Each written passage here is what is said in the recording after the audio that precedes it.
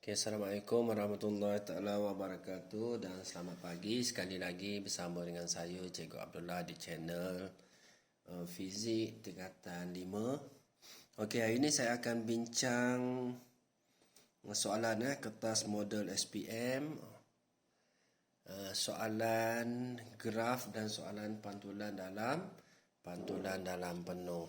Okey, kita tengok soalan yang pertama. Soalan pertama, graf halaju melawan masa. Okey, yang ni pelajar fizik mesti tahu.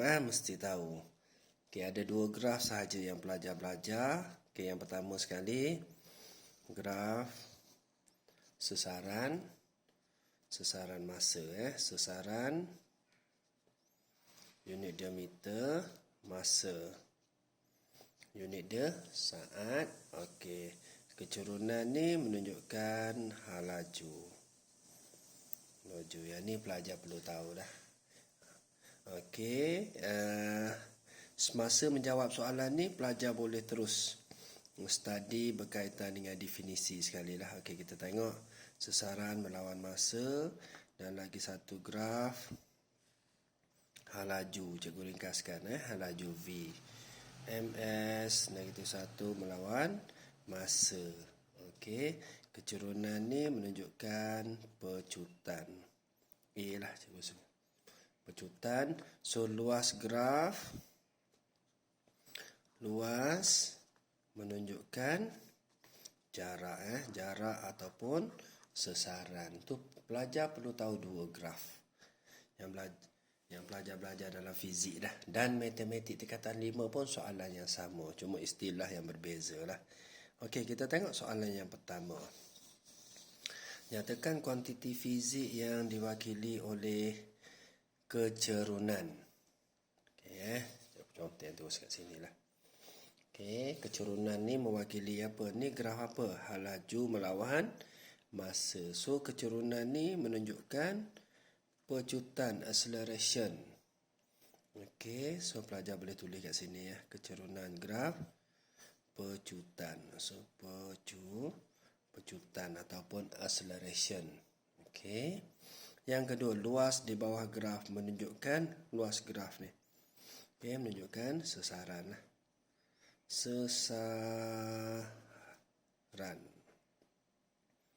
Okey. Soalan seterusnya, kira halaju purata. Okey, halaju dia nak halaju.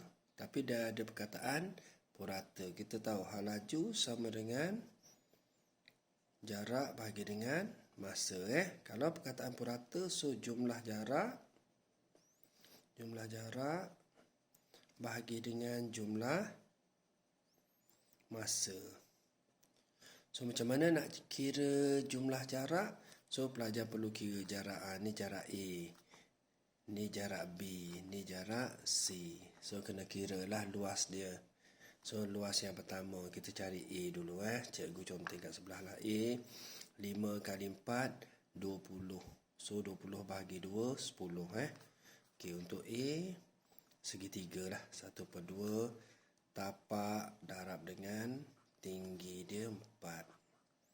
So 20 bahagi 2, so 10. Kat sini dapat A dapat 10. B, so kat sini 12, kat sini 5, so kat sini 7 lah.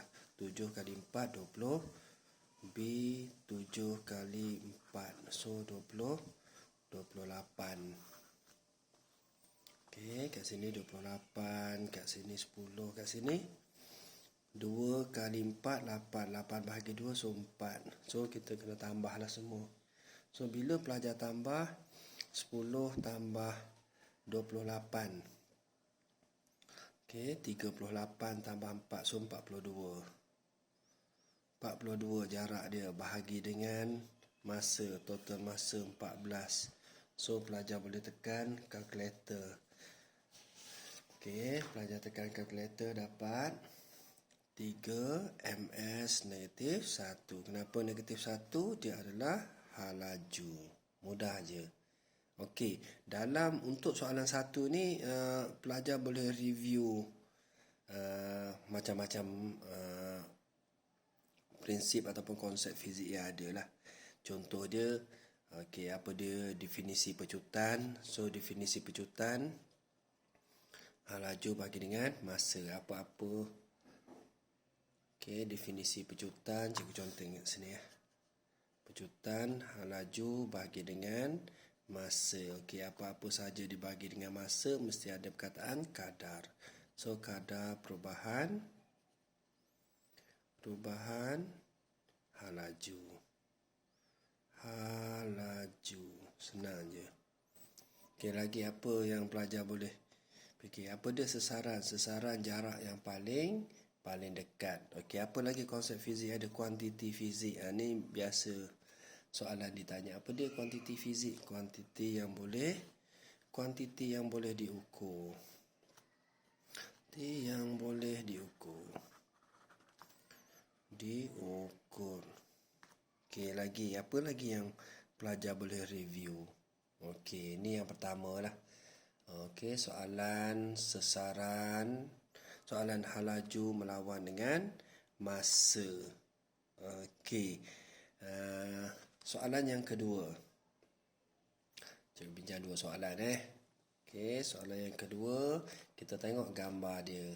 So dekat sini gambar apa? Gambar periskop. Okey, bila ada saja gambar periskop, kita tahu dah prinsip apa. Okey, konsep fizik yang ada. Okey, daripada periskop ni pantulan dalam penuh. So pelajar perlu tahulah. Pantulan dalam penuh. Pantulan dalam penuh terjadi dua keadaan. Okey, yang pertama sekali apa dia? Insiden lebih besar daripada sudut genting, critical angle. Yang kedua, tumpat kurang tumpat. So dapat saja soalan, tahu dah soalan periskop, tak ada soalan lain ditanya mesti berkaitan dengan pantulan dalam penuh. Okey, kita tengok soalan yang ditanya untuk soalan pantulan dalam penuh. Okey, nyatakan sebab prisma dalam periskop di atas diletakkan seperti dilukis. Kenapa dia letak prisma? Sebab pantulan dalam penuh mesti ada sebab. Okey, kenapa dia pakai prisma? Kenapa dia tak pakai cermin Okey, bila kita gunakan cermin, okey, image dia tidak tepat lah, tidak jelas. Okey, seterusnya soalan yang kedua, lukis kedudukan prisma kedua dan lengkapkan lintasan sinar. Okey, kita tahu bila kita lukis gambar prisma, so cara nak lukis cahaya mesti masuk dalam prisma. So cahaya masuk dalam prisma, so cahaya tu mesti cucuk mata kita. So anak panah mesti betul, baru kita dapat markah. So 2 markah dekat situ. Okey, soalan yang yang ketiga soalan yang ketiga, kira sudut genting. So sudut genting, so ada 4 formula sudut genting Okey, yang ni dia dah bagi pada kita indeks biasan. So kita gunakan formula N sama dengan 1 per sin C. So sin C pada atas lah, sama dengan 1 bahagi dengan 1.